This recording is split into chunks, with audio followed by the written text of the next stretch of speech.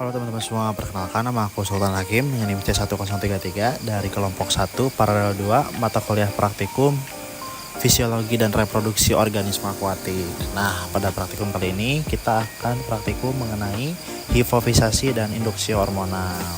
Nah, untuk komoditasnya saat ini yaitu ikan mas, yang dimana kita pertama-tama adalah menimbang bobot ikan tersebut untuk mengetahui dosis hormon yang akan disuntikan pada ikan mas tersebut.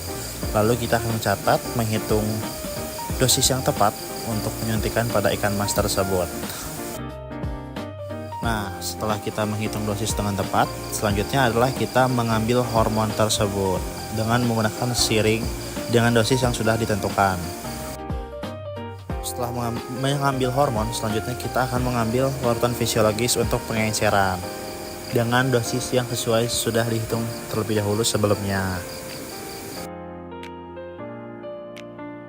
Nah, setelah kita mengambil larutan hormon dan larutan fisiologis dengan dosis yang tepat, selanjutnya kita akan menghomogenkan dengan membentuk angka 8 oleh jari kita. Selanjutnya, kita akan menyuntikannya dengan teknik intramuskular atau bagian punggung ikan. Lebih tepat spesifiknya tuh di bagian ketiga dari sirip dorsal. Nah, mungkin fungsinya sendiri dari penyuntikan hormon adalah kendala pemijahan yang dipengaruhi oleh faktor musim serta keterbatasan jumlah induk dapat diatasi melalui penyuntikan hormon dengan beberapa metode induksi. Nah, proses tersebut itu dilakukan dengan pemberian hormon sebagai pemicu reproduksinya. Nah, selain penyuntikan hormon sebagai pemicu reproduksi, ada juga dengan penggunaan ekstrak hipofisasi ikan mas yang dimanfaatkan sebagai sumber hormon karena sifatnya relatif aman dan dapat digunakan secara luas pada berbagai spesies. Nah, kandungan gonadotropin di dalamnya berperan dalam merangsang pematangan air oosit.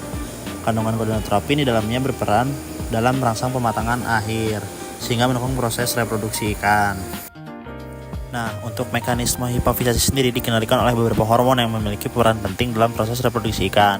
Hormon seperti FSH dan LH terlibat dalam mengatur jalannya proses tersebut.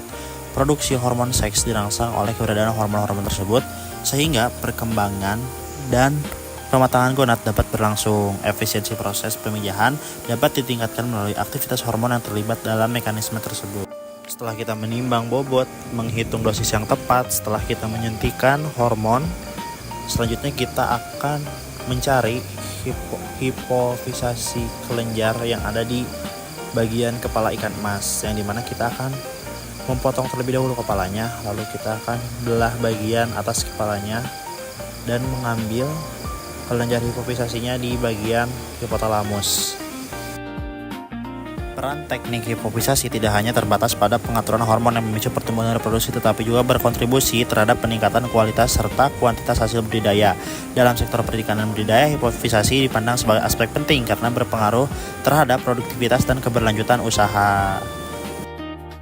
Dipotong sedikit demi sedikit agar kita bisa menembus bagian yang kita tuju, yaitu bagian dalam kepala ikan, agar kita mendapatkan kelenjar hipofisasi. Nah, setelah itu kita menggunakan alat bedah untuk mencari kelenjar hipofisasi tersebut. Nah, setelah kita memotong, kita membelah, akhirnya kita mendapatkan kelenjar hipofisasinya dengan ciri-ciri berbentuk bulat putih, beratnya sebesar 2 hingga 3 mg. Lalu kita masukkan ke tub.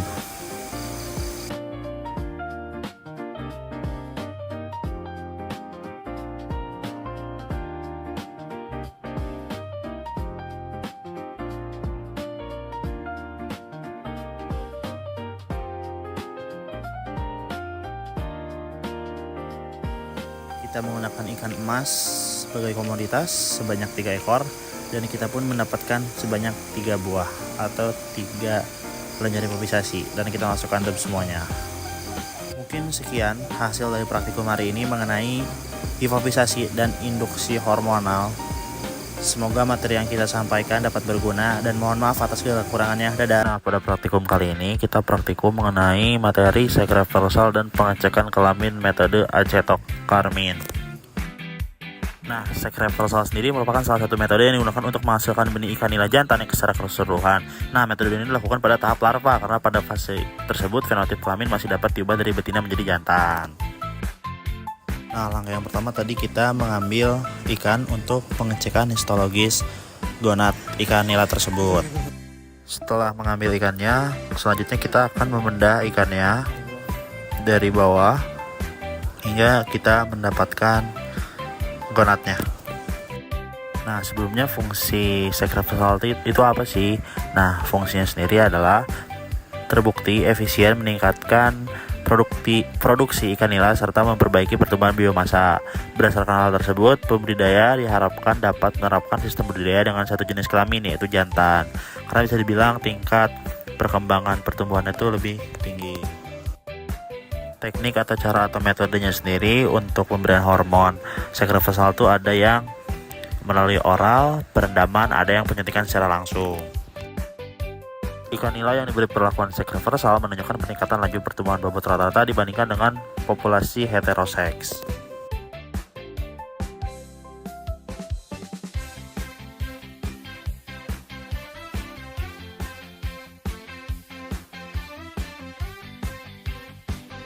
Nah, di sini kita mencari gonadnya dengan menggunakan tusuk gigi karena ada di bagian dalam.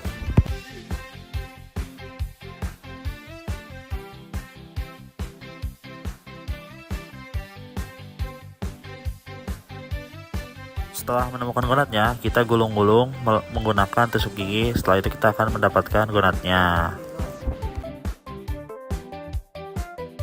Gonad yang sudah diambil dari tubuh ikan akan disimpan di kaca preparat dan dicacah hingga halus lembut. Nah, setelah kita cacah secara halus, selanjutnya kita akan menggunakan cairan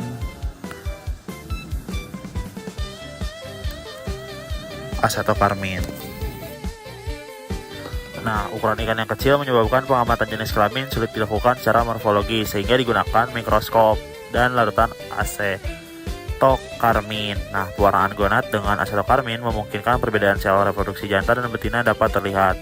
Pencacahan dilakukan untuk memastikan distribusi larutan merata kepada seluruh bagian gonad.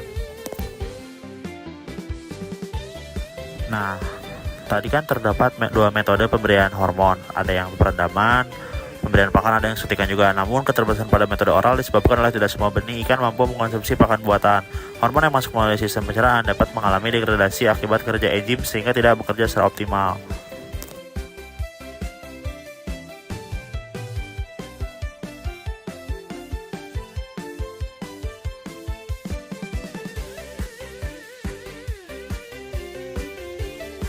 Nah, di sini bagian oleh asprak ditetesi larutan asetokarmin sebanyak 2 tetes. Bisa dibilang cairan ini tuh cukup menyengat, jadi jangan terlalu dekat menghirup. Selanjutnya, setelah diteteskan asetokarmin sebanyak 2 tetes, kita akan identifikasi secara lanjut oleh mikroskop dengan perbesaran 10 kali.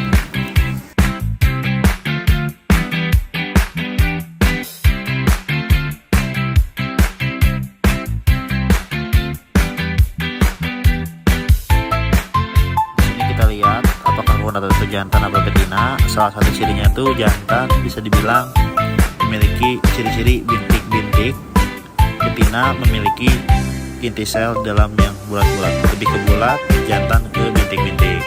Nah, di sini hasil yang kelompoknya tuh betina.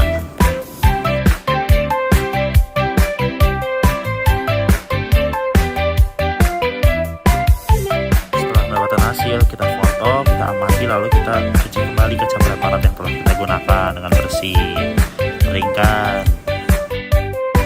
Mungkin sekian praktikum kali ini, mohon maaf atas segala kekurangannya. Terima kasih, see you next video, dadah.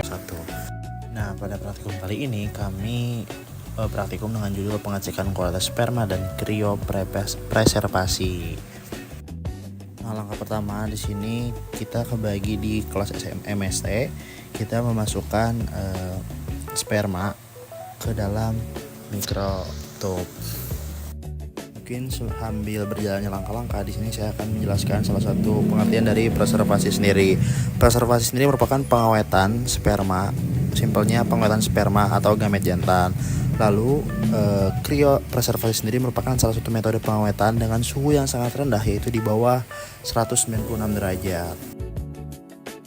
Nah, dengan suhu yang sangat rendah itu, sel akan menjadi dorman atau tertidur. Lalu setelah sperma dimasukkan ke dalam mikrotub, sekarang dimasukkan cairan cryoprotektan. Nah, selanjutnya mungkin ada tujuannya sendiri. Tujuannya sendiri itu menghindari sperma mengalami overplanning, pemindahan saat pematangan gonad yang berbeda antara jantan dan betina, memudahkan pemindahan sel sperma menggunakan biaya sperma jantan, dan yang terakhir adalah intensifikasi produksi benih. Simpel tahapannya adalah pengambilan sperma, simpan ketup, encerin extender, tambah larutan si protektan, prosedur ekualibrasi, pre-freezing, freezing, dan terakhir adalah thawing. Nah, untuk parameter keberhasilan sendiri adalah preservasi, motilitas, dan viabilitas. Lalu kita di sini juga memasukkan kuning telur. Semua yang dicampurkan sudah dihitung dengan dosis yang sesuai.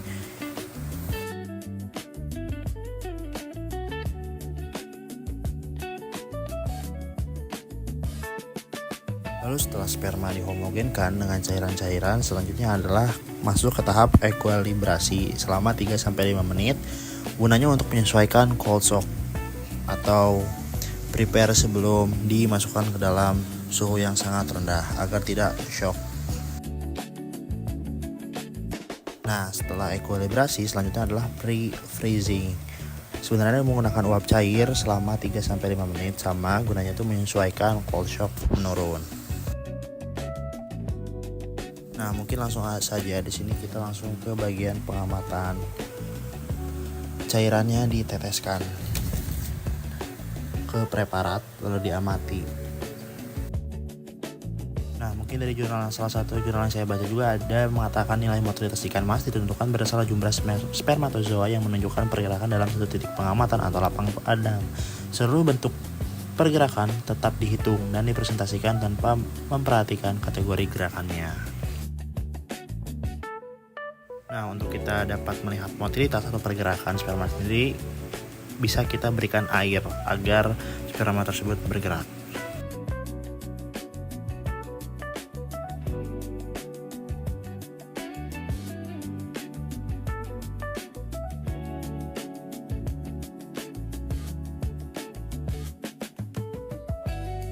Nah, di sini adalah tampilan identifikasi motilitas atau motilitas sendiri merupakan kemampuan sperma untuk bergerak. Jadi kecepatan itu berapa dan ada nomor-nomornya. 5 tuh paling cepat bergeraknya terbaik lah. Namun nomornya menurun semakin kualitas spermanya kurang baik.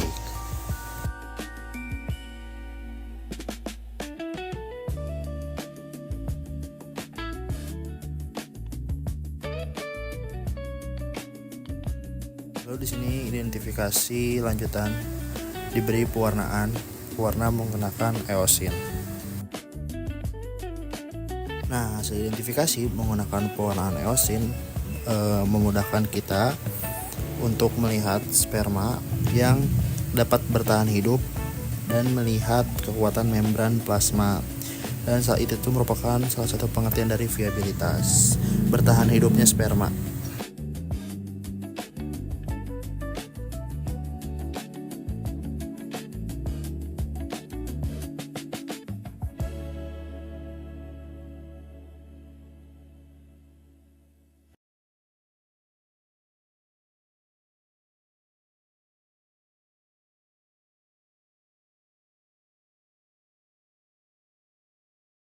Mungkin sekian yang bisa saya sampaikan. Mohon maaf tidak terlalu banyak. Atas kurangnya mohon maaf. Wassalamualaikum warahmatullahi wabarakatuh. See you next video.